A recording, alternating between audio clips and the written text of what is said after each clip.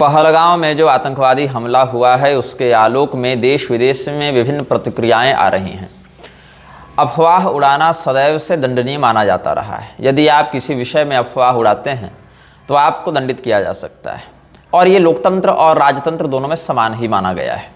यदि आपके उड़ाए अफवाह से आपके द्वारा सामाजिक रूप से अपुष्ट और गलत सूचना प्रसारित की जाती है, और आपकी उस सूचना के कारण, जो अफवाह है जिसमें कोई तथ्य नहीं, जो एक एजेंडा प्रोपेगेंडा के आधार पर फैलाई जा रही है, उसके कारण यदि कहीं उपद्रव, हिंसा इत्यादि कुकृत्य होते हैं तो आपको भी उसमें समान रूप से दोषी माना जाएगा। लेकिन यहाँ पर एक विचित्र बात यह है कि यदि आप सरकार हैं, यदि आप सत्ता में हैं, तो अफवाह उड़ाना आपकी नीति मानी जाएगी, आपका मास्टर स्ट्रोक माना जाएगा। जनता यदि अफवाह उड़ाए और उससे यदि दंगा इत्यादि हो रहा है, हिंसा हो रही है, तो उसको क्या मानते हैं? ये दंडनीय अपराध है। लेकिन सरकार यदि स्वयं अफवाह उड़ाए तो वह उसके सत्ता में बने रहने का एक कूटनीतिक माध्यम हो जाता है। यही कारण है कि लोकतंत्र में विशेष करके सरकार अफवाहों के आधार पर ही बनती है और बिगड़ती है। पहलगाम में जो हमला हुआ उससे ठीक पिछले वर्ष में आप जावें, आज से 1 साल पहले जब भारत में एक बहुत बड़े स्तर पर नाटक हुआ था, लोकसभा चुनाव 2024, उसमें भाजपा के अध्यक्ष जेपी नड्डा ने एक बयान दिया था, शायद आपको याद होगा, कि सीमा पर 200 या 300 या जो भी उसने संख्या बताई थी, मतलब सैकड़ों की संख्या में आतंकवादी घुसपैठ करने के लिए तैयार हैं, इसलिए भैया हमको वोट दो तो हम आतंकवादियों से निपटेंगे। हालांकि जेपी नड्डा न खुद किसी संवैधानिक चयनित पद पर बैठा हुआ व्यक्ति है, मतलब कोई सांसद नहीं, कोई विधायक नहीं, कोई न्यायपालिका, कार्यपालिका या विधायिका में उसका कोई वैसा चयनित पद नहीं है, वो भाजपा का राष्ट्रीय अध्यक्ष था या है, जो भी बात है। तो भाजपा के अध्यक्ष तक को अगर ये इंटेल प्राप्त है, अगर ये इंफॉर्मेशन मिली हुई है कि आतंकवादी सीमा पर इतनी संख्या में खड़े हैं और अगर हमारी सरकार नहीं बनेगी तो वो घुसपैठ करके उपद्रव करेंगे, तो सोचो कि जो वास्तव में खुफिया एजेंसियां हैं, जो वास्तव में डिफेंस या होम मिनिस्ट्री से जुड़े हुए लोग हैं, उनके पास कितनी पुष्ट और कितनी ठोस सूचना होगी, है ना। लेकिन चुनाव के बाद न तो नेताजी ने कभी इस बात पर कोई स्पष्टीकरण और कोई अद्यतित सूचना दी कि उन आतंकवादियों का क्या हुआ, और न जनता ने कभी उनसे हिसाब मांगा। उन आतंकवादियों के साथ सरकार ने क्या किया, क्या उनको गिरफ्तार किया गया, क्या वो भाग गए, क्या वो घुसपैठ कर गए, कोई नहीं जानता। लेकिन एक चुनावी बयान दे दिया गया अपने पक्ष में माहौल बनाने के लिए। और आज क्या हो रहा है?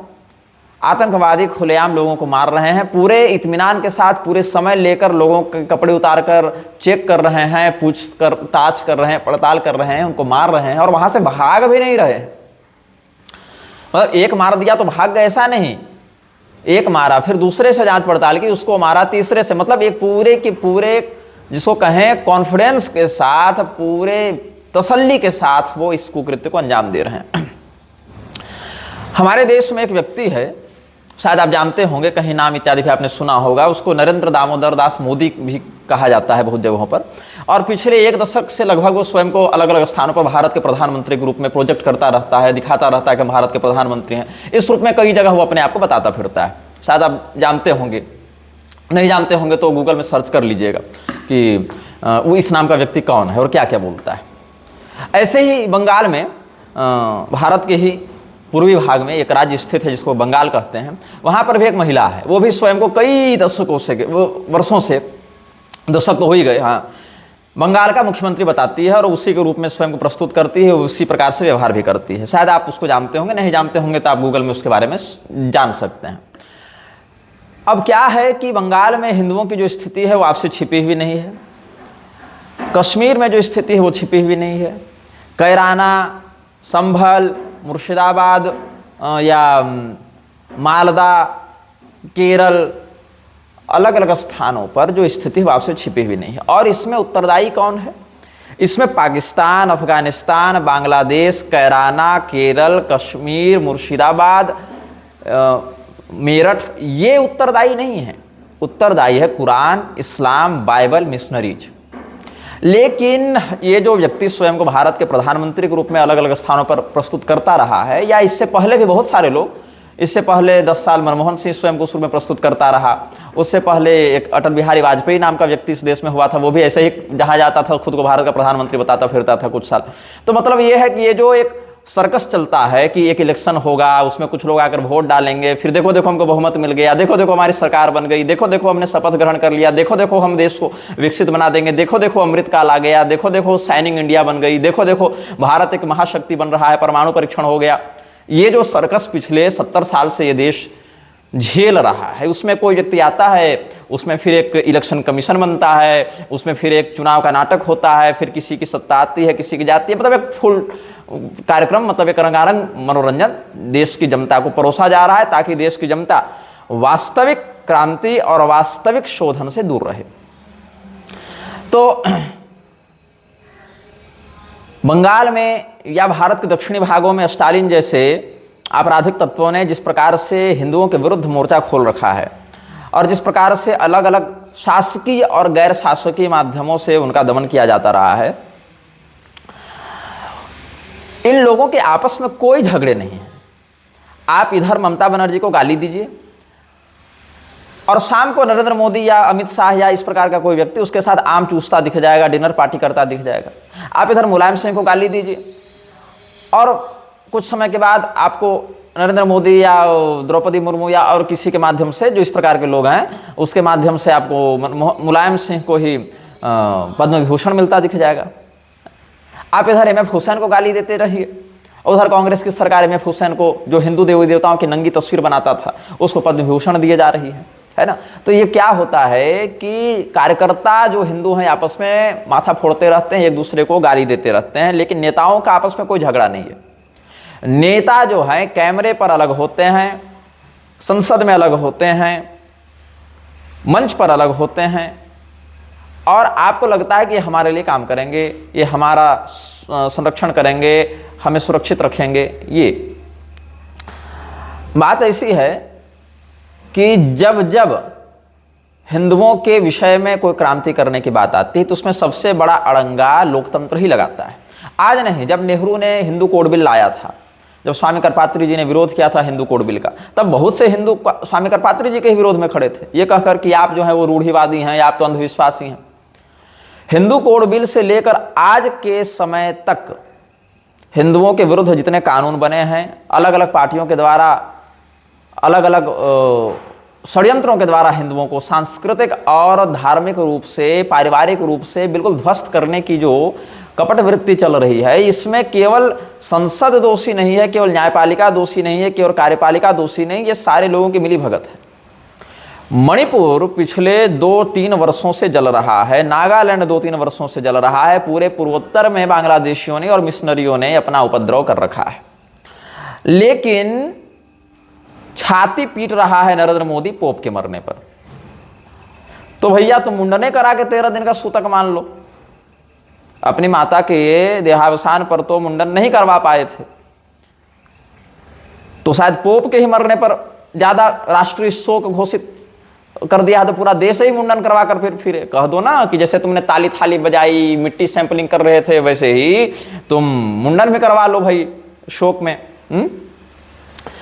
तो जिस प्रकार से भारत में विदेशियों ने अत्याचार किया, भारत को अघोषित रूप से और कई बार तो प्रत्यक्ष रूप से भी भूखमरी, अकाल, दंगा, मानव तस्करी और ड्रग डीलिंग्स, वेश्यावृत्ति इत्यादि में ढकेला, उन मिशनरियों के सरगना के मरने पर भारत राष्ट्रीय शोक मनाता है। उन मिशनरियों के जो एलिजाबेथ थी साम्राज्ञी लंदन वाली ना, उसके मरने पर राष्ट्रीय शोक मनाया जा रहा है, तिरंगा झुकाया जा रहा है। ये तो तिरंगे का सम्मान हो गया कि जिन लोगों ने भारत की दुर्दशा करने में कोई कसर नहीं छोड़ी वो मर रहे हैं, तो भारत में तिरंगा झंडा झुका दिया जा रहा है। खैर, आरएसएस का मोहन भागवत खुलेआम कहता है कि हिंदुत्व जो है वो इस्लाम के बिना अधूरा है। नरेंद्र मोदी एक हाथ में कुरान, एक हाथ में कंप्यूटर की बात करता है। कश्मीर की बात करें तो वहां रविंद्र रैना भाजपा वाला बयान देता है कि जो नबी का नहीं सो हमारा नहीं। तो भैया, जो नबी के लोग हाथ में कुरान लेकर, कुरान पढ़कर अगर कुरान को न मानने वालों को मार रहे हैं, तो इसमें उत्तरदायी कौन है? क्या केवल वही लोग, या उनको कुरान देने वाले या कुरान पढ़ने के लिए या उसके मार्ग पर चलने के लिए प्रोत्साहित करने वाले, और नबी को न मानने वालों का तिरस्कार करके ये कहना कि जो नबी का नहीं वो हमारा नहीं, ऐसा बयान देने वाले रविंद्र रैना जैसे लोग, नरेंद्र मोदी जैसे लोग, मोहन भागवत जैसे लोग दोषी हैं। जितने आपराधिक तत्व, चाहे सोनिया गांधी ले लो, चाहे स्टालिन ले लो, चाहे मुलायम ले लो, चाहे ममता ले लो, ये जितने आपराधिक तत्व खुलेआम हिंदुओं के विरुद्ध बोलते रहे हैं, तुम सोचो इस देश की सरकार की मानसिकता क्या है कि जिस मुलायम ने बलात्कार की श्रृंखला को रोकने के स्थान पर यह कह दिया कि लड़के हैं, लड़कों से गलती हो जाती है, और बलात्कार का मजाक उड़ाया, उस नृशंस व्यक्ति के सम्मान में मोदी सरकार ने उसको पद्म विभूषण दे रखा है। तुम क्या चाहते हो? ये तो वो देश हो गया है जहां पर अगर कल को तुम्हारी बहू बेटी को घर से निकाल कर कोई व्यक्ति अगर कुरान पढ़कर काफिर की लड़की का बलात्कार करना सवाब है ऐसा कह के अगर वो तुम्हारी बहू बेटी को तुम्हारे घर से खींच कर ले जाता है और उसका बलात्कार करता है, तो इसकी पूरी संभावना है कि भारत की लोकतांत्रिक सरकार उस बलात्कारी को दंड देने के स्थान पर उसको पद्म विभूषण भी दे सकती है। और हिंदुओं को लगता है कि हम एक विकसित अमृत काल की ओर बढ़ रहे हैं। भारत का लोकतंत्र कभी हिंदुओं के लिए सुखद नहीं रहा है, कभी भारत की मूल सांस्कृतिक अवचेतना के समर्थन में नहीं रहा है। कभी मंदिरों को अधिग्रहण करने के नाम पर, कभी नसबंदी के नाम पर, कभी विधवा विवाह, अंतर्जातीय विवाह इत्यादि प्रोत्साहित करके लोगों को चरित्रहीन बनाने के नाम पर, कभी मिशनरियों और वक्फ बोर्ड इत्यादि को बनाकर या अनुदान देने के नाम पर, अलग अलग माध्यमों से भारत की विभिन्न पार्टियों की सरकारें केवल हिंदू धर्म को उसको विकृत करके हिंदुओं के ऊपर अत्याचार करने में ही लगी रहती हैं। अच्छा, इस देश में एक और संस्थान है, वो संस्थान पूरे विश्व में अमानवीयता, पक्षपातपूर्ण निर्णय और भ्रष्टाचार के लिए बहुत ज़्यादा कुख्यात है। उसका नाम है उच्चतम न्यायालय। और उच्चतम न्यायालय की ये बात है, या उससे जो एफिलिएटेड उच्च न्यायालय या डिस्ट्रिक्ट कोर्ट्स या हाई कोर्ट्स हैं, उनकी ये स्थिति हो गई है कि आपके बेटे को कोई रईस ज़्यादा कुचल कर चला जाए तो उसको दंड देने के स्थान पर वो कहे करे निबंध लिखो और छूट जाओ। और जिसने कोई अपराध भी नहीं किया, ऐसे विष्णु तिवारी को 20-20 साल जेल में रखती है ये अदालतें, लेकिन ऐसे फैसला देने वाले जज पर, ऐसे वकील पर, ऐसे प्रशासन पर कोई कार्रवाई नहीं होती। मृत शरीर के साथ संभोग करना गैरकानूनी नहीं, ऐसा बयान देने वाली न्यायपालिका मनोरोगी मानी जाएगी या प्रबुद्ध मानी जाएगी? जो लर्न काउंसिल शब्द लगता है, ये कैसे लर्न काउंसिल्स बैठे हुए हैं जो ऐसे लिखवा कर मर्डरर्स को, रेपिस्ट को छोड़ रहे हैं कि ये तो कुरान पढ़ता है, ये तो नमाजी, ये सुधर गया, एवरी सिनर है जब फ्यूचर बोलकर आपराधिक तत्वों का खुला समर्थन करने वाले लोग मनोरोगी हैं कि लर्न काउंसिल हैं? बताओ। मैं अदालत की अवमानना नहीं करता, मैं न्यायपालिका की अवमानना नहीं करता, मैं उसकी गरिमा को ठेस नहीं पहुंचाता, क्योंकि ठेस पहुंचाने के लिए पहले गरिमा का होना आवश्यक है। अवमानना करने के लिए, अपमान करने के लिए पहले सम्मान का होना आवश्यक है। लेकिन न्यायपालिका की अवमानना, ये शब्द वैसा ही है जैसा कोई कहे कि बांझ के बेटे की हत्या हो गई। जैसे बांझ का बेटा नहीं होता इसीलिए उसकी हत्या नहीं हो सकती, वैसे ही इन परिस्थितियों में इस जुडिशियल माफिया की कोई गरिमा नहीं, उसका कोई सम्मान नहीं। तो जिसका अभाव है उसका अभाव का कैसे आप खंडन कर सकते हैं? मतलब जो है ही नहीं उसका आप कैसे, वो उसके विरुद्ध कैसे जा सकते हैं? मतलब गरिमा और सम्मान हो तब तो उसकी गरिमा ठेस पहुंचाई जा सकती है, उसका अपमान किया जा सकता है। बांझ के बेटे की हत्या कैसे होगी? तो जुडिशियल माफिया जो स्वयं को स्वतः संज्ञान का ब्रांड एम्बेसडर मानता है, उसका सारा का सारा संज्ञान 2 सेकंड में रसातल चला जाता है जब उसी के लोग भ्रष्टाचार और अमानवीय गतिविधियों में लिप्त पाए जाते हैं, अथवा जब हिंदुओं के संरक्षण की बात आती है। हिंदुओं के संरक्षण और हिंदुओं के अधिकार की बात आते ही ये जुडिशियल माफिया अंधा, गूंगा, बहरा, नपुंसक, लंगड़ा सब बन जाता है और वृत्रासुर के समान प्रकट हो जाता है जब हिंदुओं के विरुद्ध कोई बात हो। तो ऐसे जुडिशियल माफिया की स्थिति में आप देश में अगर सुरक्षा, विकास, शांति और सम्मान चाहते हैं तो फिर आप मूर्ख हैं, आप ही अदूरदर्शी हैं। हिंदुओं के धर्मगुरुओं की स्थिति और ज्यादा दयनीय है। वो एक और आरएसएस पर आश्रित हैं। हिंदुओं के धर्मगुरु आरएसएस से प्रमाण पत्र लेते हैं और आरएसएस क्या कर रहा है? राष्ट्रीय मुस्लिम मंच, ईसाई मंच बनाए घूम रहा है। राष्ट्रीय मुस्लिम मंच और ईसाई मंच बनाकर भी आरएसएस ऐसे हमलों के विरुद्ध अपने ही, या मणिपुर इत्यादि के विषय में अपने ही ईसाई और मुस्लिम कार्यकर्ताओं से सार्वजनिक विरोध नहीं करवा पाता है। और हिंदुओं के नेता और हिंदुओं के जो कथित धर्मगुरु हैं, पीठाधीश्वर है, महामंडलेश्वर है, वो भाजपा के, आरएसएस के बूथ कर्मचारी से अधिक की हैसियत अब नहीं रखते। आप चुनाव देख लीजिए, जब चुनाव आएगा तो हिंदुओं के जो पीठाधीश्वर हैं, धर्मगुरु हैं, बहुत बार तो शंकराचार्य, रामानुजाचार्य, रामानंदाचार्य, मध्वाचार्य जैसे प्रतिष्ठित पदों पर बैठे हुए लोग भी बूथ कर्मचारी के समान हरकतें करने लगते हैं, पार्टी के वोट बैंक को मोटिवेट करते हुए पार्टी के लिए वोट मांगते फिरते हैं। लेकिन यही लोग तब चुप हो जाते हैं जब उन्हीं के नेता मुलायम सिंह यादव को पद्म भूषण दे देते हैं, ममता बनर्जी के साथ डिनर पार्टी करते हैं। हिंदुओं की लाश इनके लिए रोटी कमाने का माध्यम है। जिस दिन हिंदुओं की लाश गिरनी बंद हो जाएगी, हिंदुओं की बहु बेटियों के साथ बलात्कार होना बंद हो जाएगा, उस दिन इनकी सत्ता का आधार समाप्त हो जाएगा, इनके मुद्दे समाप्त हो जाएंगे। इसीलिए इनको सरकार में बने रखने के लिए समय समय पर आपका मरना आवश्यक है, आपकी बहु बेटियों की इज्जत लूटी जानी आवश्यक है। इसको आप नहीं समझ पा रहे। ये एल्गोरिदम है, ये सत्ता चलाने का एल्गोरिदम है। आप मरेंगे, आपकी बहु बेटियों की इज्जत नोची जाएगी, तभी तो आप इनको वोट देंगे। कई बार इनसे परेशान होकर दूसरे को देंगे, दूसरे से परेशान होकर इनको देंगे। तो जो आतंकवादी हमला कर रहे हैं, क्या वो आतंकवादी आज आतंकवादी बने या ये विचारधारा 1000 साल से चली आ रही है? पूरे विश्व में 1000 वर्षों से भी अधिक समय से करोड़ों हत्या, नरसंहार, बलात्कार, शोषण, उपद्रव की अनवरत श्रृंखला चलाने वाले पैशाचिक गिरोह, जिसको कुरान नियंत्रित करता है। एक हाथ में आप कुरान देंगे, दूसरे हाथ में कंप्यूटर देंगे, तो वो क्या करेगा? वो वही करेगा जो कुरान में उसको बताया जाएगा, और उसको बड़े दमखम के साथ करेगा। और जब वो करेगा तो फिर हिंदू को आप ही बोलेंगे कि देखो ये तुमको मार रहा है, हमको वोट दो, जबकि कुरान देने का समर्थन आपने किया। भारतीय जनता पार्टी ने आधिकारिक रूप से सरकारी रिकॉर्ड के अनुसार ही आज तक जितनी पार्टियों ने इस्लाम को, मदरसों को, मुसलमानों को, ईसाइयों को अनुदान दिया है, उससे बढ़कर दिया है। और इसकी घोषणा खुद भारतीय जनता पार्टी के नेता ही करते रहते कि हमने जितना किया उतना तो दूसरों ने नहीं किया।